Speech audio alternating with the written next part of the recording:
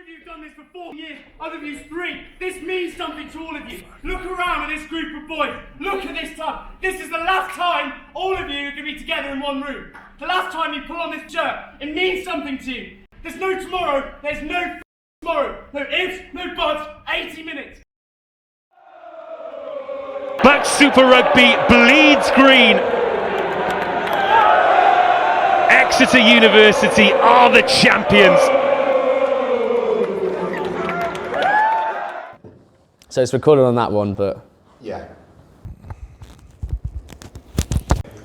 Oh, he's got the same shoes as me.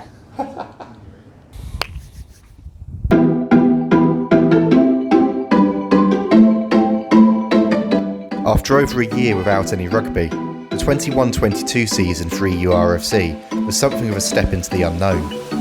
With a new S&C coach and a host of new players, the first challenge was a brutal pre-season period. Any slow warm-up. Make sure we get in. Quick.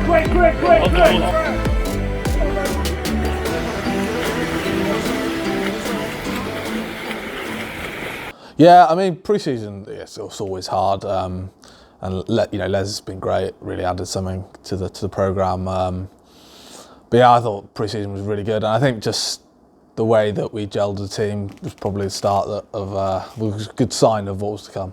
Pre-season was tough.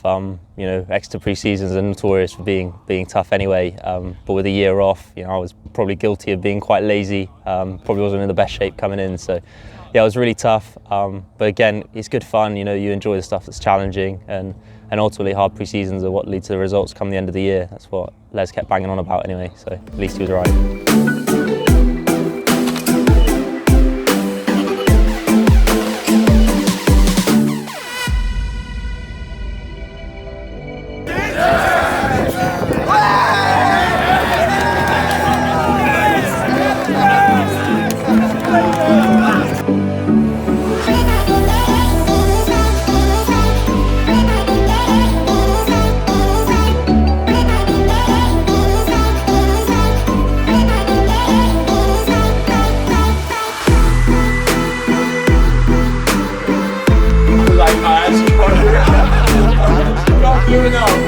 With a tough pre-season over, and after some had proved much more natural than others in front of the camera, all eyes now were firmly fixed on Swansea and round 1 of the BUCS Super Rugby campaign. It's a funny one because you've got a lot of boys step up that haven't experienced that before. And I remember talking to Daft before the game and him saying he was quite nervous about what BUCS Super Rugby is and what the standard was. And it's a taster that the boys hadn't really experienced before. So for a lot of them to go into that environment and come away with the performance that we did was a great first kind of nail in the coffin of what was to be a successful season. I mean, I remember boys, we hadn't played for 2 years, nobody knew how good teams were going to be. We have our little Welsh contingent, Daft and Dan John. I remember Daft saying to me before the game, he was like, oh, this Swansea team's pretty sick, I think we're going to do well to go and win. And then, next thing you know, we won, I think it was 69 points to 12, and he was like, fair play, we're going to win this year. It would prove to be a record-breaking start for EURFC, with their 64-10 victory equalling their record-winning margin, set against Northumbria back in 2019.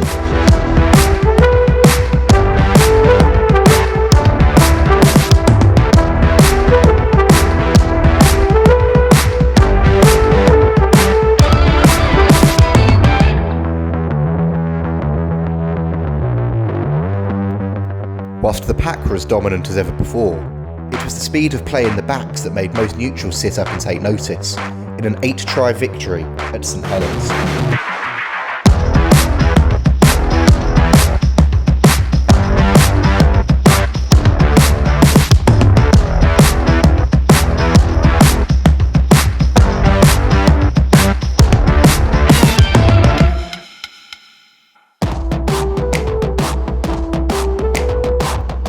Pretty amazing performance, that one, actually. I think at that point we knew we had some superstars in the team. All the Chiefs boys, obviously, Dav played out his skin, and I think it also showed the strength of depth because we brought the boys off the bench on in that game, and I remember they just tore up. Hitch and CD and Toby Smith just came on and really added something again. Things seemed to be going perfectly for Exeter, as the following week they raced into a 17-5 lead over 2020 champions Durham.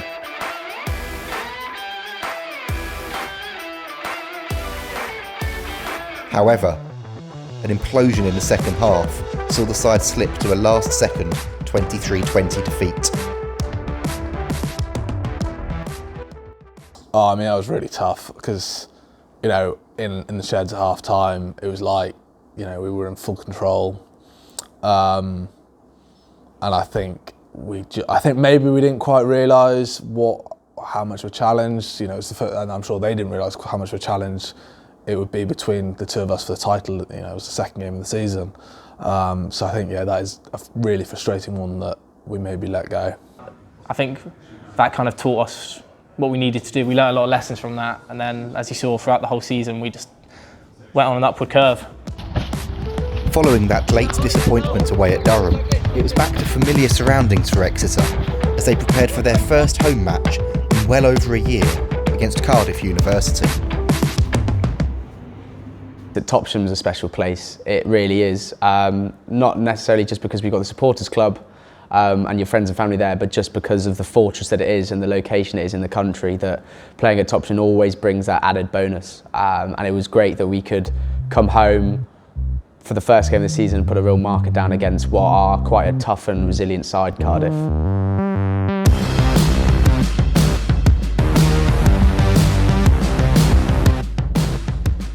After a gut-wrenching defeat, the home comforts of Topsham were much needed for Exeter as they returned to the hallowed turf.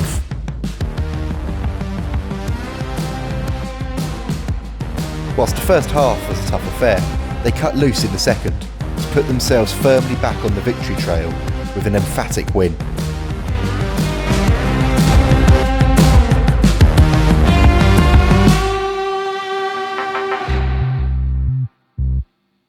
This was another performance that showcased Exeter's attacking intent at its very best, with first-year students Charlie McCaig and Kofi Barton-Byfield both getting themselves on the score sheet.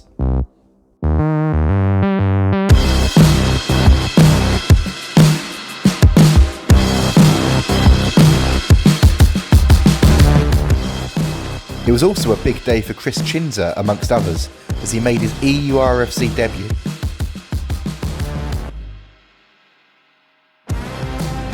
Chinzer wasn't just celebrating his teammates' tries on the field though, as he celebrated being selected in Wayne Pivac's Welsh squad for the Autumn Internationals, sparking a huge buzz on social media. After victory away at a wet and windy Leeds Beckett, attention now turned to the first Sandy Park fixture of the season and an Anglo-Welsh clash with Cardiff Met. But, with captain Ollie White sidelined through injury, it was Will Yarnell's job to step up to the plate as captain for the match. It was huge. So Ollie obviously got announced as captain early on in the season and me as vice. So when he picked up that knee niggle towards the start of the season, it was great to kind of be up there for captaincy and already in the frame. So leading out the boys in front of everyone, in front of a packed out Sandy Park was incredible. We brought a performance as well. I remember the Subs club, some of their chants, questionable but brilliant. Some of their actions, again, questionable but brilliant. Those are the moments that you live for in university rugby, is seeing a club of 400, 500 members all come together for a performance, whether they're on the pitch or off the pitch.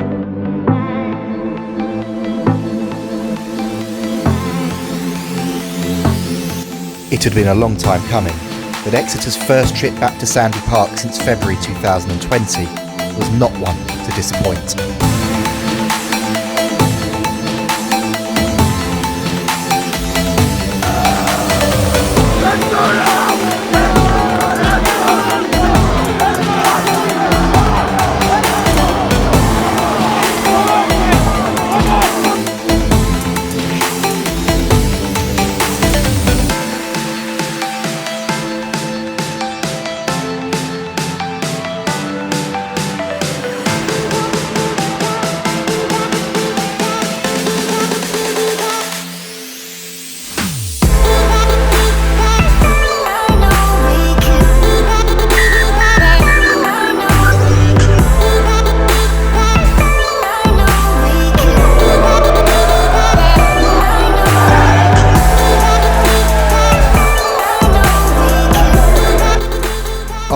shy of that Sandy Park victory, the pressure games continued to come, as EURFC prepared to make the trip to Bath in their first live-streamed match of the season.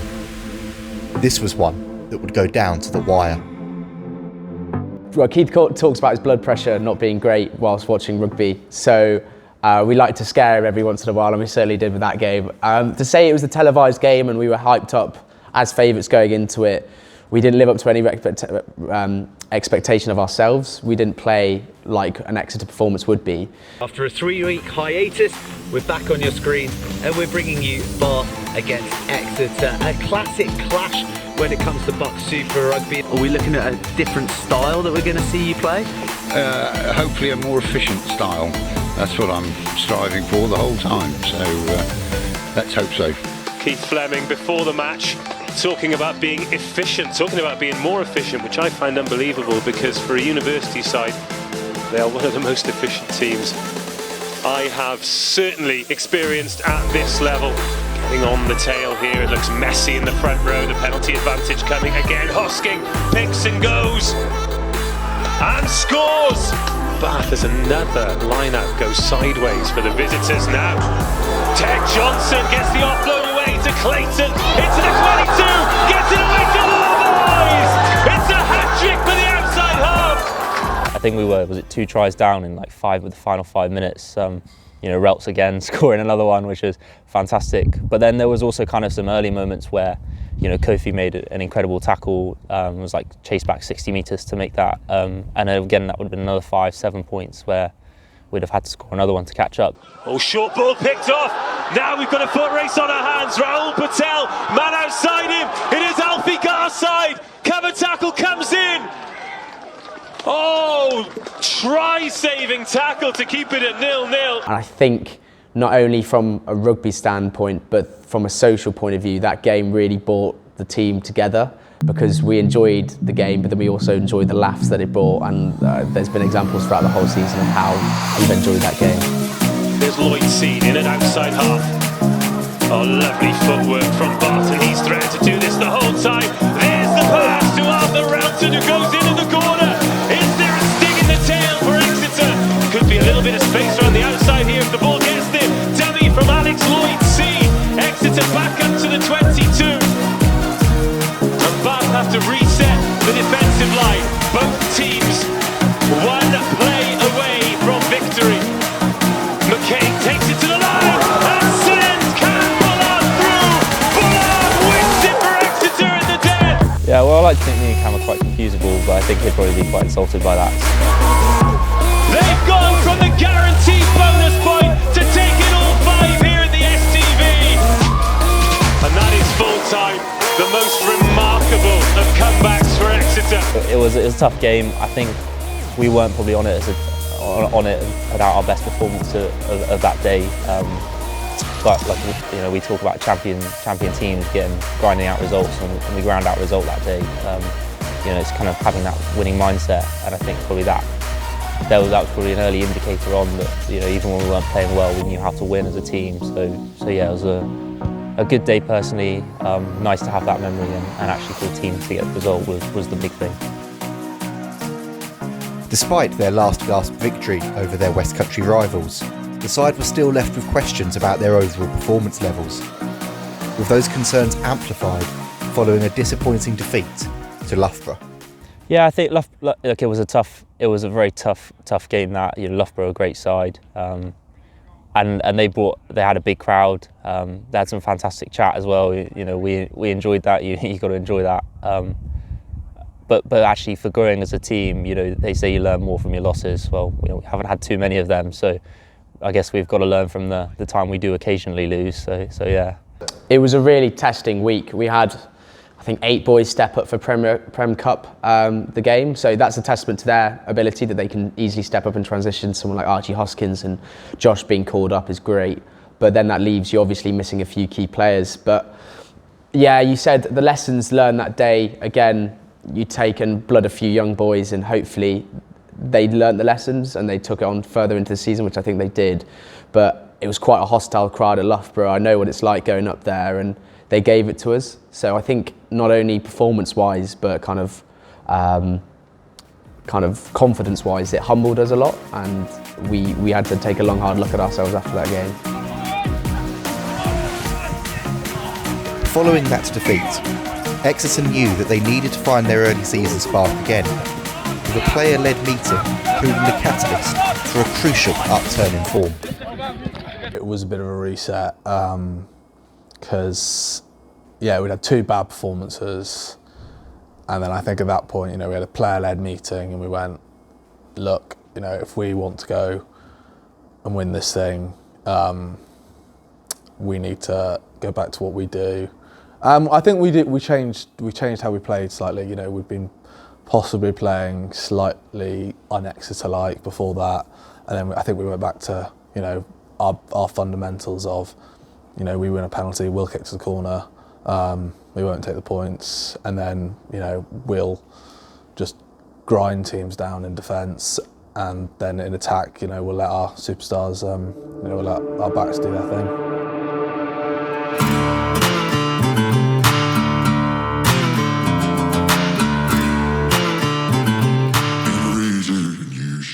In their first match since their internal reset, the side secured a dogged victory away at Cardiff, with White finishing off a flowing move that cut the hosts apart early on in the match.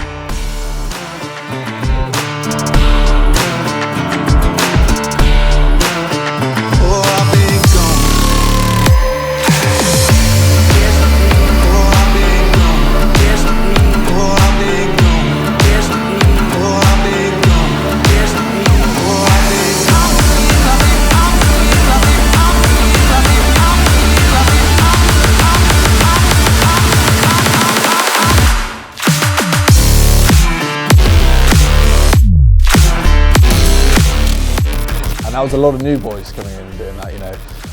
That was Ilman and CD, you know, first starts for them, I think, or certainly one of their first starts.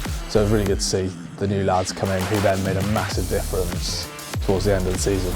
Exeter's newfound determination up front was seen again the following week, with a home victory over Swansea that saw hooker Luke Berry score a hat-trick.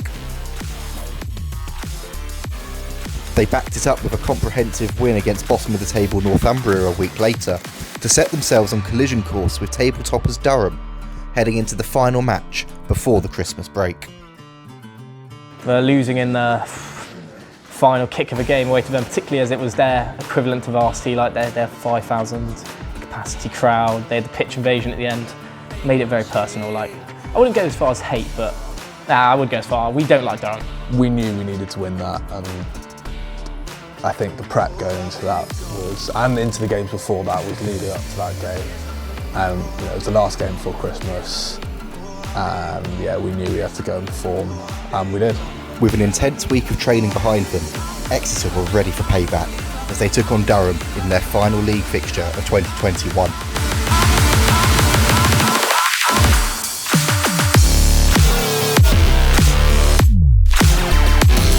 As a 23-man squad, to put the defensive shots in that we did, I mean, there's one that stands out for me, that they had 12 coming around the corner and Eagle just puts his whole body through the bloke, and I remember just losing my head screaming like yeah really loudly as Eagle did it. It was win or bust as far as their own quest for the title was concerned, and despite Durham taking the lead at half-time, the side showed their championship credentials to hit back in the second half, as first Charlie McCabe and then Jordan Bond crossed for crucial tries.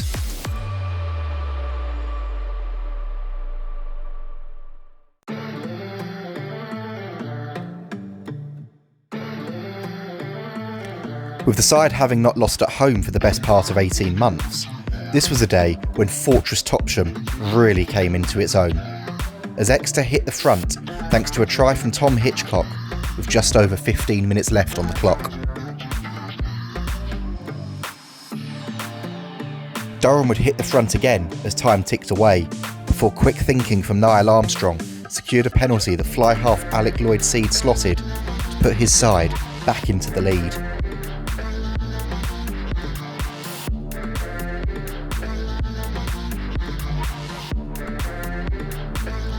The game wasn't over yet though, with Exeter forced to defend for their lives right up until the 84th minute of a pulsating game. To close them out in the dramatic style we did, Niall winning the late penalty, CD having huge cojones to see it over. Fond memories, those fond memories.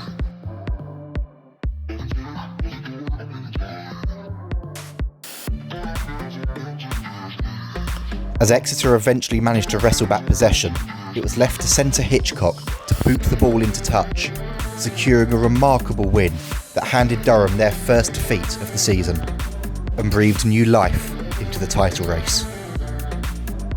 It was fantastic to beat them, especially after they'd kind of got the result on us at their place. And I think it kind of set up that, it was always going to be, I think, probably an Exeter Durham final. It set up that result, didn't it? There was a lot of leadership from boys who, and stepping up from boys that you might not expect it. I think Cookie that game, who new into the team again, effectively a fresher, I guess, played incredible that game.